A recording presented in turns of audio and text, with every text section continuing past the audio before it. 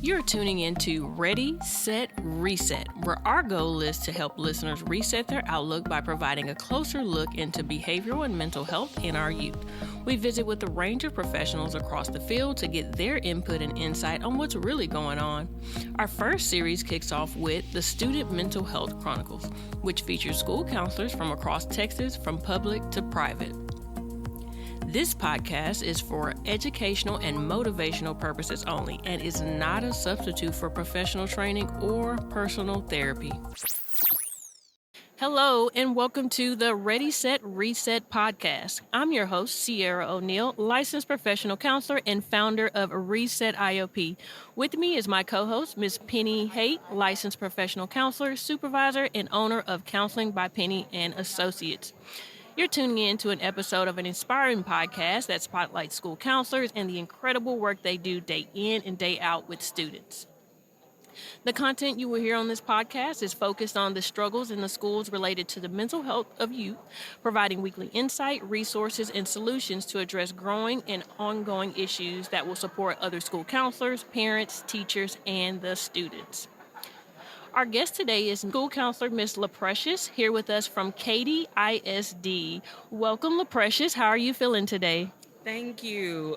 Today I will say I'm a little nervous. So I agreed to do this podcast and I'm like, oh, wait a minute.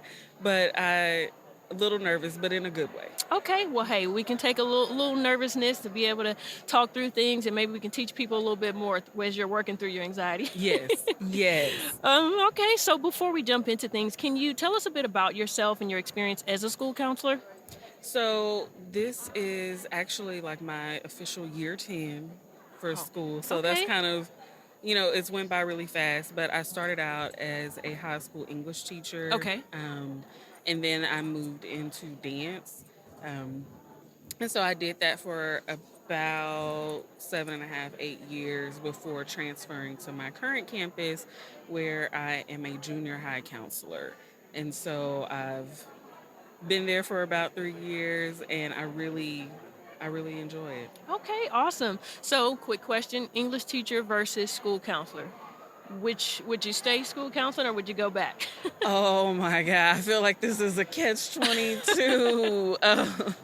They both have their roles, Okay. right? They both have their things. I loved English, loved the classroom, but I wanted to be able to do a little bit more. So I don't know if there's a one or the other, okay. But different vibes. Gotcha. Okay, I think I can accept that as a well-rounded answer. Yes.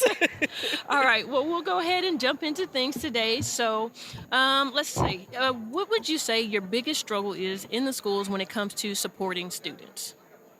I think really just students being able to identify all the things that they're feeling, and maybe they feel a little hesitant to come to the counselor, but then also, as a school counselor, we feel so many roles in the different things that we do. And so you're trying to manage the time, you're trying to manage the programs and get the outreach to the students and really having time. And so one of the things that has come up a little bit more recent, some of me and my colleagues will talk about is just you get the same heavy hitters, right? Okay. Your same 5 or 6 kids. And they're in your offices and we're checking in with them, we're getting them, but then making sure that you actually are able to see some of those other kids. If I have 200 plus kids on my roster, am I getting to all 200 of them? Okay. And is it realistic that you're going to see all 200 kids? No, that's not realistic. But am I reaching them enough to where they feel like, if something comes up and I want to go to my counselor, she's going to be available. Yeah. And so I feel like that's a little bit of a struggle, but, we keep working through it. For sure. So how often do you run into that of not being available, when other kids need you? So interesting enough, on my campus, I've been there for 3 years and we've had a lot of different transitions, but I've been able to learn like all the grade levels. And so, and I think our counseling office in general, like we are available for, it's not just like I have 7th grade, you have 6th grade, I'm not going to see them. Okay. We're going to meet with all of our kids. And so, just last week, I have an 8th grader coming up to my door. I have 7th grade, but I have like 2 7th graders that are like, oh my God, I have so many things to tell you. And he's at the door, But then, like, the other two counselors are busy. And it's like, sweetie, I want to talk to you.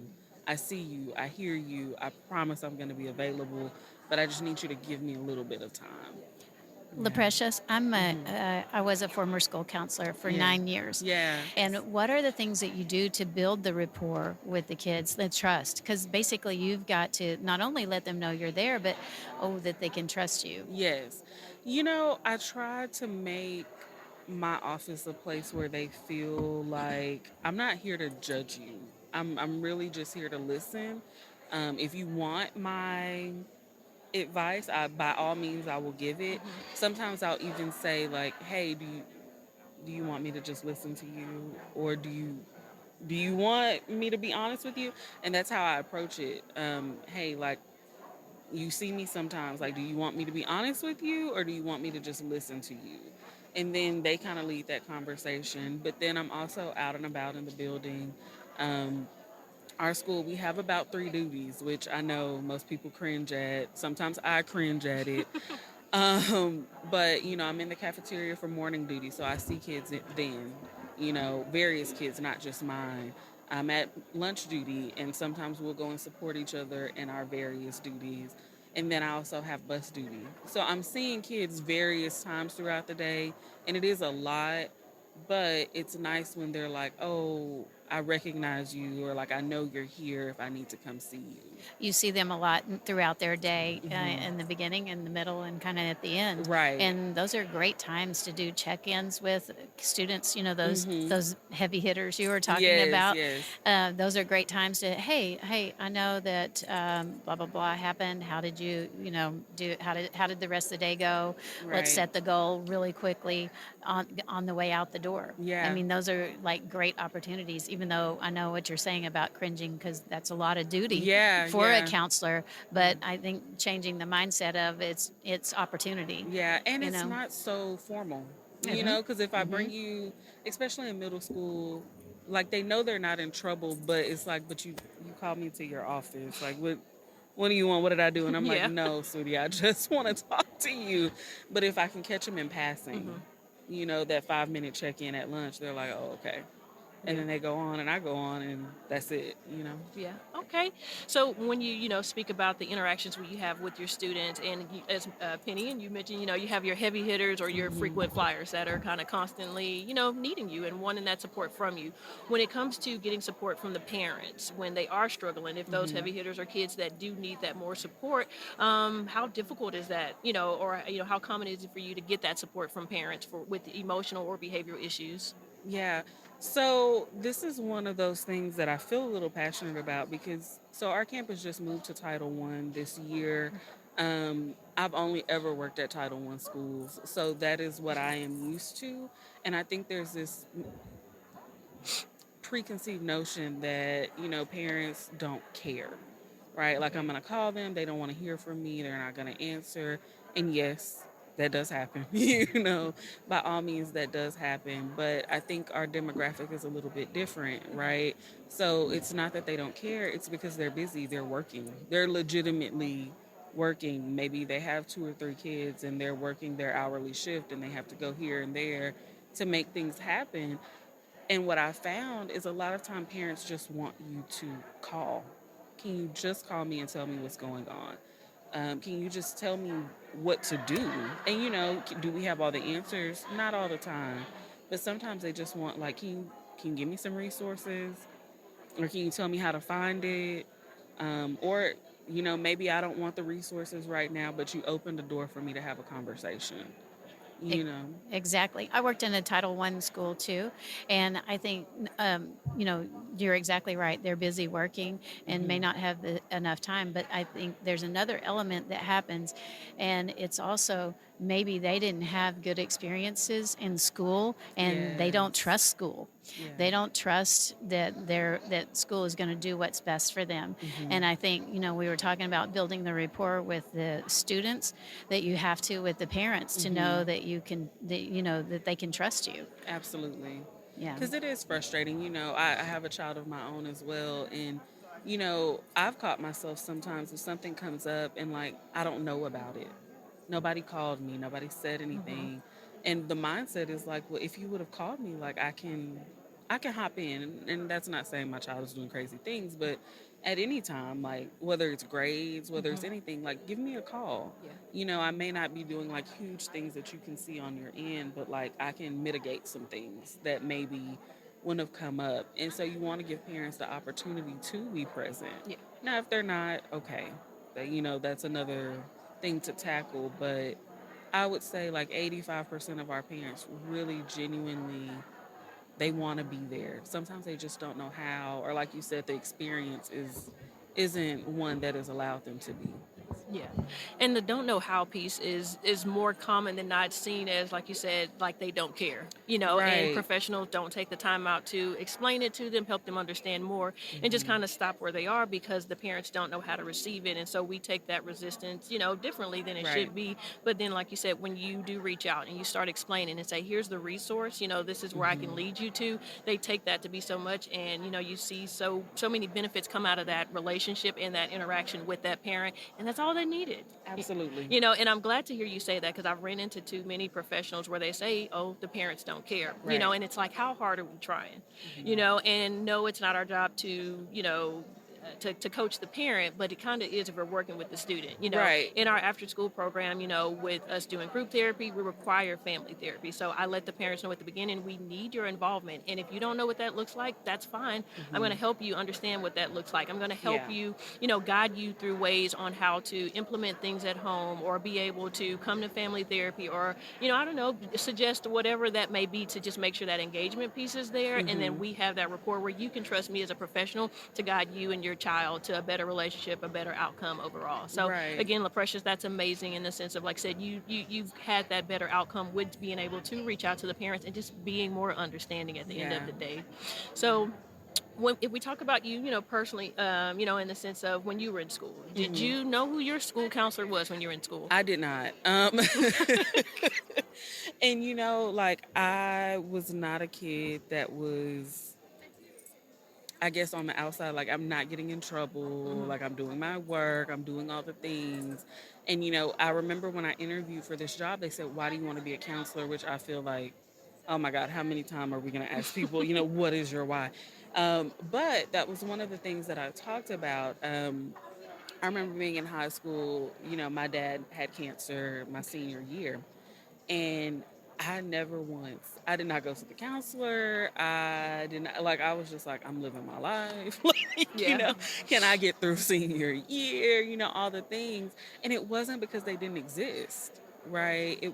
And I had a great support system at Okay. home. I loved my drill team director, things like that. But I did not go to that counselor's office. And I'll never forget, I was working at a high school and I was talking to one of the assistant principals. And she was like, well, what year were you there? And I told her. And she was like, I'm pretty sure like I was your counselor or like or a counselor at Yeah. the time in the building. And I was like, doesn't ring a bell.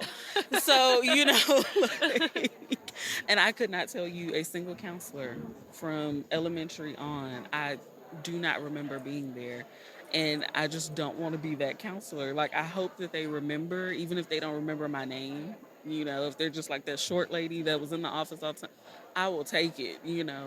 Um, Well, I think that's a great segue in to say we need to advocate. We need to say what school counselors do, and that's part of yes. why we want to do this podcast is so that everybody understands. There's one of you at a school or two or three at middle school, Right. but everybody knows what the teachers do because they've been teachers. The admin's been teacher before. Most of them have not been counselors, and Right. they don't know what all we do. And so Right. there's this not only advocating, telling the students here's what we do, but also the administrators, our community, the stakeholders. It's Yeah. real important to do that. Yeah. Yeah. Getting some buy-in from them. Yeah. If you would have known who your school counselor was back then, or somebody would have directed you in that area, would you have sought out that resource or, took that? I feel like that's such a catch 22, because hindsight is 2020. As Yeah. an adult, by all means, yes, right? Pro therapy, do that all the time. But as a kid, I'm not sure if I would have because I feel like, yes, we're doing this podcast today, right? But that's growth. Yeah. As a 12-year-old, I don't know that I would have had the wherewithal to be like, I need to go see my counselor. And not that's not a knock on them, Yeah. right? We have kids all the time that are very reserved and introverted. Maybe they don't know how to explain what they're feeling, and so they just don't. Yeah. They're just like, that's. I mean, you can go, but like as for me, like I'm not This going. is how I operated. It's working. Right. So I'm not sure that I would have went. But I don't know. Maybe if the approach was a little bit different, if there would have been a little more. If there would have been a you. I don't know. I don't want to give myself that much credit. But I think in guidance lessons that's an opportunity to say, here's what I'm here for. Even if you Right. don't need me now, if you need me later, here's some of the things that you might need Yes. me for, right? And I'm here. Yeah. So, well, and last question on the tail end of that, do you feel like you would have benefited if you did, knowing what school counselors do now or in your role, do you feel like you would have benefited as a child and that maybe would have changed anything during your time of grief or just kind of going through school? I don't know if it would have changed anything per se, but I definitely think that it would have been a benefit. Okay. Because, if nothing else, your counselors give you a self awareness. Okay. Even like our kids that maybe don't want to open up and they're like, just like we were talking about earlier, like, I just want you to listen. You don't need to give me tough love today, Yeah. but if you could, if you could give me an ear real quick, and I think that would have benefited me. Just like somebody there, they're listening, I hear them, and we move on. Okay. Somebody that you know is in your corner. Exactly. Yeah. Exactly. And sometimes all it takes is that having that one person at school, having that one person at home, or when the kids don't have that person at home, at least knowing, hey, I've got that Right. person at school that will either listen to me or give me a little bit of tough love when I need it to be. Yeah, So, absolutely. well, LaPrecious, I feel like we've had a great conversation today. It was a pleasure to sit down with you, and I really appreciate you being a guest today and providing additional insight and what you deal with day in and day out in KDISD. Before we close, though, if you had one thing to leave with our listeners, what would that be? I feel like we say it all the time, like be kind, and it sounds really cliche, but you really have no idea the things that people are dealing with, facing.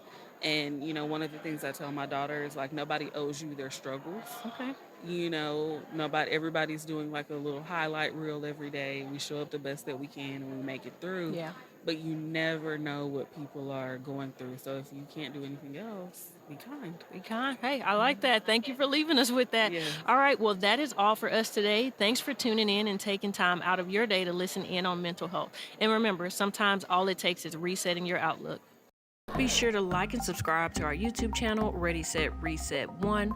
Follow us on Instagram at ready_set_reset1 for mental health tips, laughs, and motivation. And if you know a student or have a child in the Fort Worth area that could use some additional support, visit our website at sunflowersigma.com to see if Reset IOP is right for them. You will find the resources discussed in today's podcast in the description area.